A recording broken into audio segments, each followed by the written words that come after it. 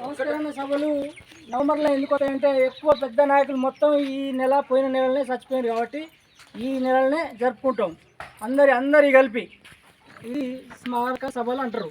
ఈ 1 తారీఖు నుంచి 9వ తారీఖు వరకు అన్ని గ్రామాలు జరుపుకుంటాం.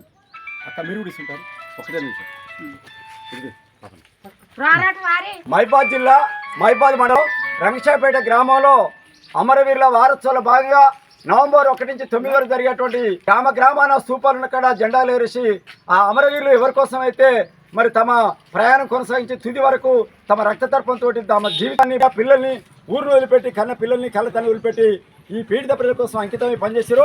వారిని స్మరించుకోవడం అనేటువంటిది మరి మనం వారు ఎందుకు ఈ దేశం కోసం పనిచేసారు, దున్నే వానికే భూమి కావాలని, కూలీలకు కూలీ రేటు కావాలని, చదువుకునే పిల్లలకు మంచి చదువు అందించాలని, మంచి వైద్యం హాస్పిటల్ ఉండాలని చెప్పి, తినడానికి తిండి కట్టుకొని బట్ట ఉండడానికి ఇల్లు కావాలని చెప్పి ఏదైతే నూతన ప్రజాస్వామ్య విప్లవం కావాలని చెప్పి కోరిండ్రో ఆ మార్గంలో వారు ప్రయాణించారు.